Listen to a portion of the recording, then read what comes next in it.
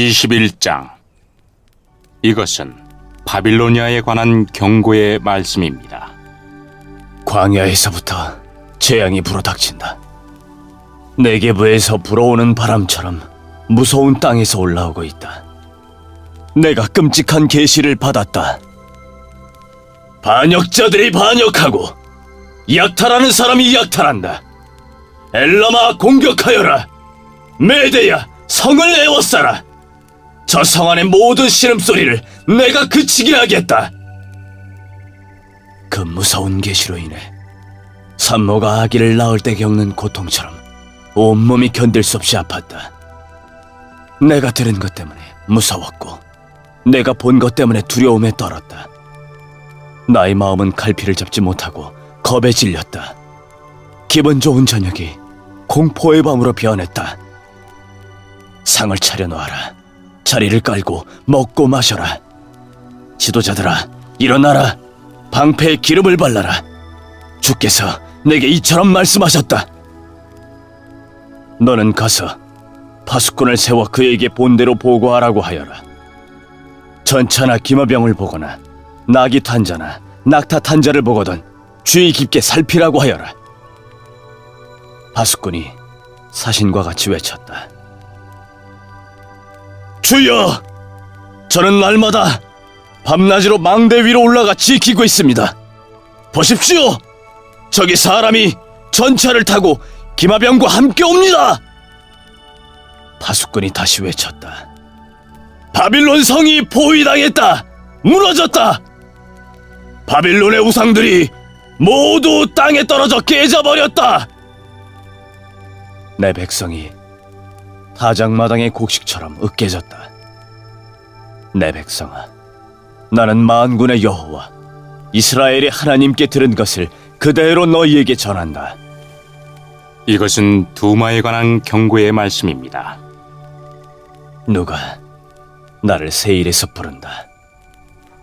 파수꾼아, 아침이 오려면 얼마나 더 있어야 하느냐? 파수꾼아, 밤이 지나가려면 얼마나 더 있어야 하느냐? 파수꾼이 대답한다. 아침이 오지만 다시 밤이 될 것이다. 물어볼 것이 있거든 다시 와서 물어보아라. 이것은 아라비아에 관한 경고의 말씀입니다. 드단에서 온 상인들이 아라비아의 사막에서 밤을 지샜다. 대마 사람들아, 여행하느라 지친 사람들에게 먹을 것과 마실 것을 주어라. 그들은 칼을 피해 도망하는 사람들이었다. 칼이 그들을 치리하고 활이 그들을 쏘아 맞추려 한다. 그들은 전쟁이 치열해져서 도망다니는 신세가 되었다. 주께서 내게 이처럼 말씀하셨다. 1년이 지나지 않아서 게달의 모든 영광이 사라질 것이다. 이 1년은 품꾼이 정해놓고 일하는 햇수와 같다. 그때에 활을 쏘는 사람이 얼마 남지 않을 것이며 게달의 용사 가운데 남는 사람이 매우 적을 것이다. 여호와 곧 이스라엘의 하나님께서 말씀하셨다.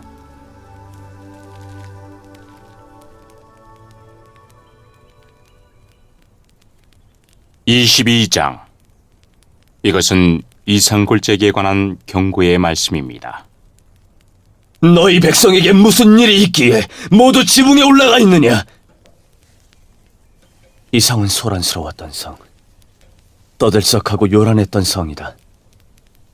너희 백성은 칼에 죽은 것도 아니고 전쟁으로 죽은 것도 아니다.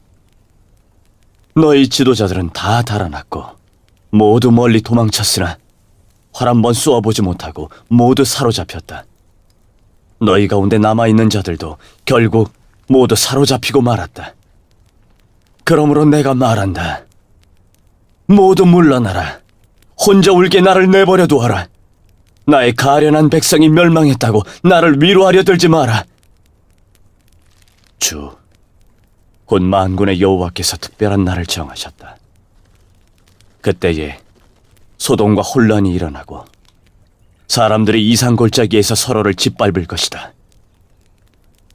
성벽은 무너지고 백성이 울부짖는 소리가 산까지 퍼질 것이다. 엘람 군대는 화살통을 메고 전차와 기병대가 함께 공격할 것이다. 기르고 내는 방패를 준비할 것이다. 너의 아름다운 골짜기에는 전차들로 가득 차고 성문에는 기병대가 진을 칠 것이며 유다를 지키는 방어선이 무너질 것이다. 그날이 오면 예루살렘 백성은 무기 창고에 보관되어 있는 무기에 의존할 것이다. 너희가 다윗성에 갈라진 틈들을 조사하였고 아래 저수지에 물을 모았다. 예루살렘에 있는 집을 조사하여 낡은 집들을 헐어서 그 돌로 성벽을 수리했다. 또 옛 연못에서 흘러나오는 물을 담아두려고 두 성벽 사이에 저수지를 만들었다. 그러나 너희는 이 모든 일을 하신 하나님을 바라보지 않았다. 오래전부터 그 일을 계획하신 분을 쳐다보지도 않았다. 그날에 주, 곧 만군의 여호와께서 백성에게 슬피 울고 머리를 밀고 거친 베옷을 입으라고 말씀하셨다. 그러나 보아라, 오히려 백성은 기뻐하고 즐거워하였다. 소와 양을 잡고 고기와 술을 마셨다. 그러면서 말하기를 내일이면 죽을 테니 먹고 마시자 라고 하였다. 만군의 여호와께서 내게 말씀하셨다. 이 죄는 너희가 죽기까지 용서받지 못한다. 주, 곧 만군의 여호와께서 말씀하셨다. 주, 곧 만군의 여호와께서 이렇게 말씀하셨다. 너는 왕궁 관리인 셈나에게 가라. 가서 그에게 전하여라. 여기에서 무엇을 하고 있느냐? 누가 여기에 내 무덤을 파라고 하더냐? 어찌하여 내가 높은 곳에 너의 무덤을 만드느냐? 어찌하여 내 자신을 위하여 바위에 놓을 장소를 파느냐? 권력을 잡은 사람아 보아라.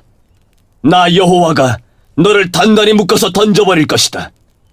너를 머리수건처럼 돌돌 말아서 넓은 땅으로 던져버릴 것이다.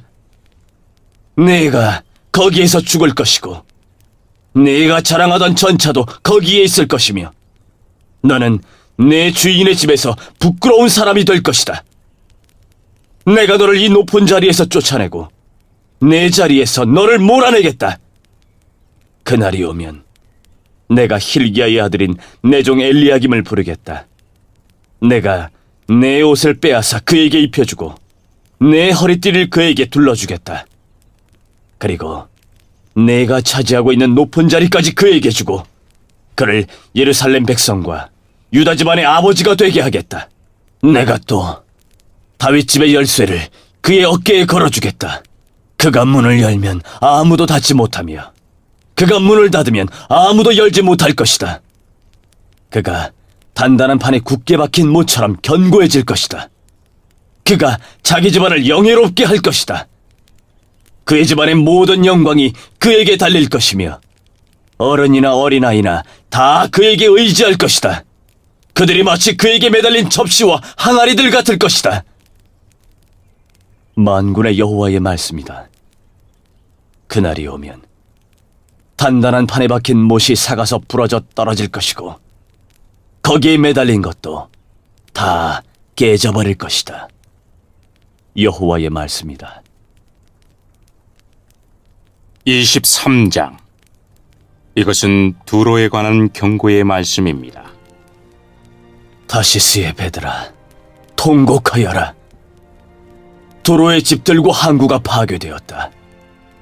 키프로스 땅에서 떠도는 이야기가 모두 사실이다. 바닷가에 사는 사람들아, 잠잠하여라. 시돈의 상인들아, 입을 다물어라. 무역하는 사람들이 너희를 부자로 만들었다. 무역 상인들이 시올의 곡식, 즉 나일의 추수한 곡식을 바다 위로 실어날라 두로의 수입을 올리고 두로를 세계의 시장으로 만들었다. 시돈아, 바다의 요새야, 부끄러운 줄 알아라. 바다의 피난처인 두로가 말했다. 나는 진통을 겪어본 일이 없고 아기를 낳지도 않았으며 남자아이나 여자아이를 길러본 적도 없다. 이집트가 두로에 관한 소식을 듣자마자 큰 슬픔이 뒤따를 것이다. 다시스로 도망가거라. 바닷가에 사는 사람들아, 슬피 울어라. 이것이 너희가 뽐내던 성이냐? 아주 오래전부터 내려온 옛 성이냐? 주민들이 먼 곳까지 옮겨가서 살던 바로 그 성이냐? 왕관을 쓰고 있는 두로, 상인들이 왕처럼 대접받던 성, 무역상들에게 크게 존경받던 성인 두로에 대하여 누가 이런 계획을 세웠느냐? 만군의 여호와께서 이 일을 계획하셨다. 주께서 이 교만한 사람들을 낮추시고 땅에서 존경받던 사람들을 부끄럽게 만들기로 결정하셨다. 타시스야, 나일강이 이집트를 가로지르며 흐르듯 내 땅을 다녀보아라. 이제는 내가 머무를 항구가 없다. 여호와께서 바다 위로 손을 뻗쳐 나라들로 두려움에 떨게 만드신 후 가나안의 요새들을 허물라고 명령하셨다. 여호와께서 말씀하셨다. 시도나, 내가 다시는 기쁨을 누리지 못할 것이다. 처녀딸 시도나, 너는 멸망할 것이다. 내가 바다를 건너 키프로스로 가더라도 쉴 곳을 찾지 못할 것이다. 바빌로니아 사람의 땅을 보아라. 바빌로니아는 이제 더 이상 나라가 아니다. 아시리아가 바빌론의 배들을 위하여 기초를 쌓았다. 그들이 망대와 흑언덕을 쌓아 공격하여 바빌론을 폐허로 만들었다. 그러므로 너희 다시스의 배들아, 슬피 울어라. 너희의 요새가 무너져 버렸다. 그날이 오면 두로는 한 왕이 사는 횟수만큼 곧 70년 동안 잊혀질 것이다. 70년이 지난 후에는 다음과 같은 노래에 나오는 창녀처럼 될 것이다. 너 잊혀진 창녀야. 내 수금을 들고 성을 돌아다녀라. 아름답게 수금을 타고 노래를 많이 불러서 사람들이 다시 너를 기억하게 하여라. 70년이 지나면 여호와께서 두로를 돌아보시어 옛날처럼 다시 무역을 할 수 있게 하실 것이다. 그때에 두로는 다시 땅 위에 있는 세계 모든 나라에 제 몸을 팔아 돈을 벌 것이다. 그러나 두로가 벌어서 남긴 것은 여호와의 몫이 될 것이며 두로는 제 몫을 가지지 못할 것이다. 여호와를 섬기며 사는 백성이 두로가 벌어들인 것으로 양식과 좋은 옷을 살 것이다.